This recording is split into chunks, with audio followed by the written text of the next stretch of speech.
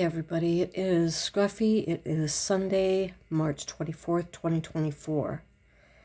I found a article on thegatewaypundit.com if you want to read it.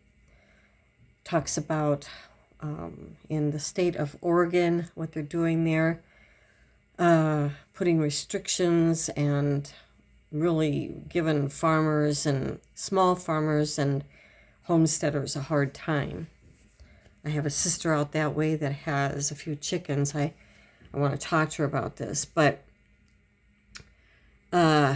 we all know what their goal is, and I'm sure that these things will be slowly implemented, probably in a lot of states. I really do believe that they will go after the Amish as well. They already did that one guy for selling to friends and whatnot. I think he was in Pennsylvania, or somewhere out there. I can't remember. But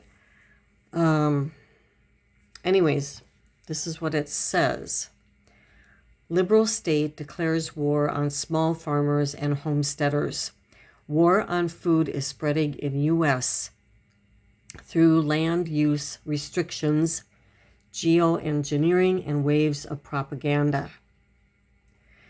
As Oregon enforces its water use requirements, small farmers face the consequences. War on food is spreading in U.S. through land use restrictions, geoengineering, and waves of propaganda. Remember, it really is all about depopulation. The World Economic Forum warned us several years ago that its ultimate goal was to destroy the middle class. How else would you explain their slogan, "You will own nothing and learn to like it"? This mantra is playing out in real time in the state of Oregon and other states in various forums, which we'll get into in this article. Small farmers are under attack in the Beaver State, which has begun shutting down family farms throughout this state under the guise of water conservation and groundwater protection. The owner of Yanasa Ama Ranch shared a 20-minute video explaining what is going on in Oregon as bureaucrats erroneously classify small family farms and homesteads as concentrated animal feeding operations. Concentrated Animal Feeding Operations, or CAFOs, in order to shut them down. Any feeding area that has a concrete, rock, or gravel floor falls into this category, which would include most small dairy or egg farms. I've seen barns and stuff before. They have cement floors. Most of them that I've seen. If you have 2 or 3 milking cows, the rancher explains, you are now targeted by the state for closure. The rancher further explains in the video, the state of Oregon has effectively shut down small farms and market gardens on a large scale. And they are actually sending out cease and desist letters to farms, and they're using satellite technology to find their victims and send them these letters that say you can't operate. Using the satellites to hunt you down. The below video is 20 minutes, but the most critical information is contained in the first 5 or 6 minutes.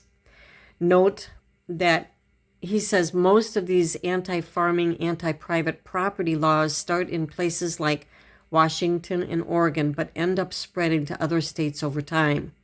This is so true. Yeah, they slowly bring it in, and by 2030, we probably won't have very many homesteads, small farms at all. And even the bigger farms, I believe, are going to be targeted because they want a one world order farm. designated government-controlled commie farms that are strategically in each country. Wake up, folks. The tyranny is gaining ground. The war on food is heating up and will inevitably cause a major worldwide famine at some point. Remember what I've said in previous articles, that depopulation is the ultimate goal of the globalists. There is no other explanation behind their rabid lust for World War III. Their relentless pushing of toxic vaccines, harmful chemicals sprayed in the atmosphere and put in our food. Their celebration of abortion and all things LGBTQ+, and the list goes on. The more death and sterilizations they can foster, the happier they will be. There was some good news on the atmospheric spraying this week. The state Senate in Tennessee has passed a bill banning all such spraying within its borders, whether it be for geoengineering or other purposes. And it has a story right there. The globalists are also waging war against small farms and homesteaders on the propaganda front. Now you can read all this stuff on the Gateway Pundit. The far-left media group Media Matters, funded by George Soros and other globalists, recently put out a hit piece article targeting homesteaders as white nationalists and anti-government. How dare they seek to grow their own food? They must be racist. I keep hearing that the CFR, Trilateral, WEF, UN globalists are running scared. That may be true, but I wouldn't bet on it. As long as we see horror stories like this one out of Oregon, I am of the opinion that these global predators are only just getting started. If they were at all fearful, they would be pulling back on some of their most harmful policies in the war on food. Instead, they continue to pressure farmers to cull their flocks of birds, radically reduce the size of their bovine herds, and now they're trying to render their farmland useless through nefarious water protection policies. Their goal is to put all small farmers and homesteaders out of business and force them into the cities, where people are more easily surveilled and controlled. We cannot allow them to succeed. Find small farmers in your area and support them. So yeah, you can read about this over on Gateway Pundit. There are facts within this, and of course opinions in this article. It's written by Jim Hoft. He is the owner of the Gateway Pundit, and he brings this to people's attention of what is going on with the small farms and homesteads up there in Oregon. Now, years ago, oh my gosh, it's got to be 30 years ago, when I was living out in California, there was this so-called quote-unquote threat of regulating by the FDA herbs, for home remedies and everything. And at that time, I was really into different kinds of teas and home remedies, herbs, and all that kind of stuff. Tinctures, all that kind of stuff. I was really involved with it. And I wrote a letter to the editor in San Diego, California. And I explained, what my position was. And basically I was saying, are they going to come out and inspect everybody's yard, for herbs? I mean, it just seemed so ludicrous to me. So I got a call from a channel in San Diego, and I was on the news explaining my position. They came out. I was living in Vista at the time, and they came out and interviewed me for their news section there in San Diego, talking about how absurd it is to regulate herbs and stuff like that. But 30 years later, I mean, here we are. My sister has a few chickens.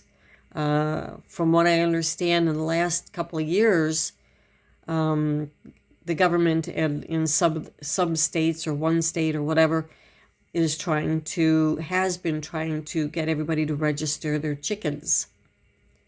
I mean, you register at City Hall your dog and your cat for obvious reasons, because they could carry disease. They can bite somebody. They might have rabies, so they want to make sure your dog and cat have a rabies shot, and they're up on their shots, and so they give you a fine or a fee that you have to pay. I think where I am, it's like $20 for my dog every year. But to register chickens, I mean, you know, if you've got 3 or 4 or 5 chickens, what are they going to, are they going to fee for each chicken? How are they going to fine you because you didn't register your chicken? I mean, it's absurd. It's absurd. We don't have a free nation anymore. Our Constitution, forget it. They're pretty much shredding that Constitution day by day. Anyways, I wanted to bring this to your attention. Write in the comment if you know anything about your state and what they require for small farms and homesteads, and chickens. And like, subscribe, and share. Thanks, you guys.